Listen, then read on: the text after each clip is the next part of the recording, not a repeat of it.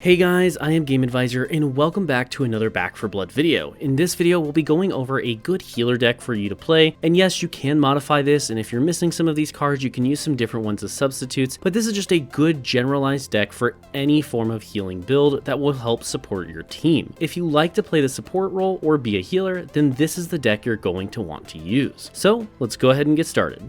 Now the first card we're going to take is going to be Combat Knife. Combat Knife is extremely useful, as I'm sure you know by now. It's great for killing normal Zeds, but at the end of the day, it's just a good card, and that's why we're taking it. We always take this first, it's just too useful to pass up on. After that, we have our optional cards, so this is going to be where we start getting a choice between which cards we want to take with us. First up is going to be Down in Front. I highly recommend this card if you're ever playing on anything higher than Recruit. It completely negates the friendly fire mechanic as long as you're crouching. That includes you dealing damage to them or you taking damage from your allies. After that, you have Poultice. This is a card that basically just gives you 20 extra HP on anybody you heal over 30 seconds. This does not apply to the Dock ability, so do keep that in mind, but otherwise, if you use a medical accessory on someone, they're going to get an additional 20 HP, and this does count for painkillers, so keep that in mind. That's going to be very important. After that is Charitable Soul. This makes it so anytime you heal a teammate, it also applies 50% of that effect to you. I don't believe this stacks with Poultice, but just know that if you ever use a bandage, you ever use a med kit, whatever, and you manage to apply healing to someone, you no longer have to heal yourself and can focus all your heals on your allies. Following that is Shoulder Bag. Yes, you get 10% minus damage dealt, but having 2 extra support slots when all of your cards are generally based around support and getting more and more healing effectiveness out of them really starts to add up. So we're going to take those extra 2 support slots. Following that is Medical Professional. Now this card I recommend you take as soon as you start seeing people having large amounts of trauma damage, or you start struggling with a level and maybe even fail it. What this does is it causes you to, whenever you use a first aid kit or a defibrillator, which will be the only accessory we take within that slot. That means we won't be taking toolkits or anything like that. We will always be taking defibrillators once we pick this card up. And that's because when you use it,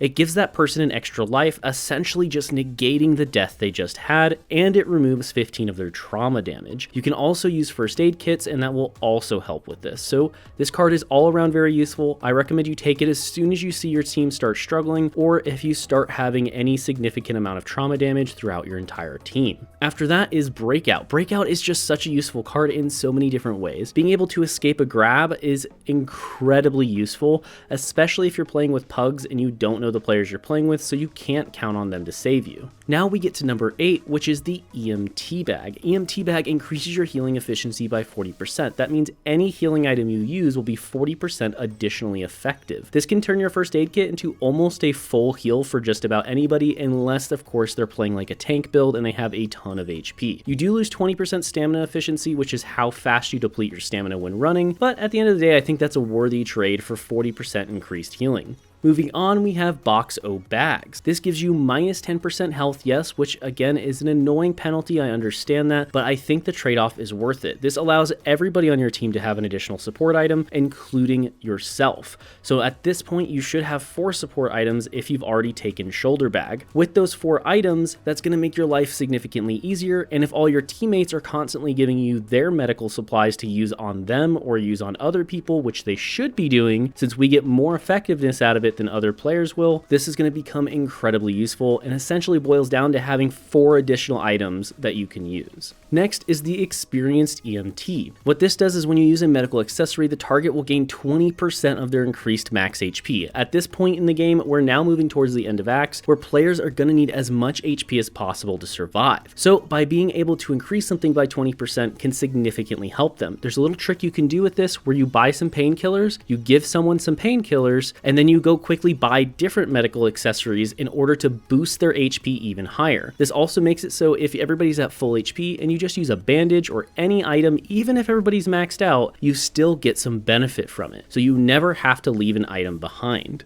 Now here's where we start to get into some of the really odds and end ones. I like to have some additional damage and ammo capacity usually by this point in an act, so I like to take the mag carrier for whatever weapon type I'm going to use. Personally, when I'm playing a medical build, I like to take an SMG or a pistol because I want to give all that rifle ammo to my team so they can do all the damage, since I don't really have many things that increase my damage like they will. However, I still want to be able to do some damage, and have the ammo I need, which is why I highly recommend for whatever weapon you bring that you do take your mag carrier or your shotgun clip carrier or your sniper rifle ammo carrier or the assault vest or whichever weapon you choose. Next up is the fanny pack. The fanny pack is just another support item you can use, which is going to make your life even more easy. Again, more support items just make life easier. I believe you can get all the way up to, I think, 8 items if everybody takes Boxo bags and you have all of the additional items such as the support bag and the fanny pack. Fanny pack can be alternated out for the shoulder bag if you don't want that minus 10% damage dealt, but again, at the end of the day, it's just another support inventory. It's great to have and is very useful. Down to the last 3 here, we have Inspiring Sacrifice. This card is very good if you don't have a lot of these other cards to have higher up. You can move this one higher up on the list if you prefer it and you're seeing your team get downed a lot, but when you're playing on the harder difficulties, you get less lives. Therefore, this becomes more difficult to actually benefit from. Personally,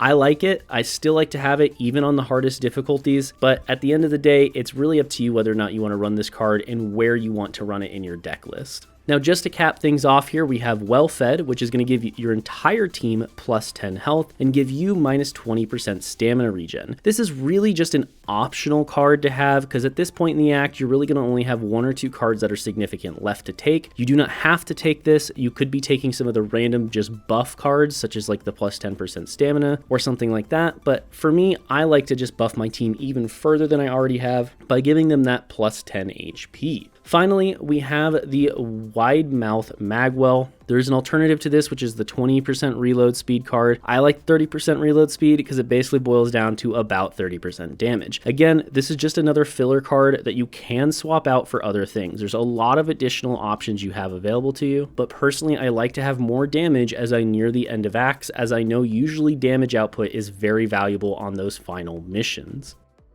Well guys, that is my healer deck build. I hope you found this useful or maybe found some cards you normally wouldn't use in a healer deck. This is how I like to organize it in the order I like to use it in and what I found to be most effective for myself when doing the higher difficulties. This may not all apply if you're playing Recruit because people don't usually take a lot of damage in that in the first place, but if you're playing on anything higher, I do highly recommend a build either similar to this or honestly identical to this. This is what I run unless I'm playing Nightmare, in which case I'll run the additional live cards as well, instead of these well-fed and wide mouth magwells down here at the bottom. Again, you can tweak this the way you want. I hope you guys found it informational. Thank you so much for watching. I'm Game Advisor, and if you want to see more videos like this, make sure to like and comment down below. Thank you, and I'll see you next time.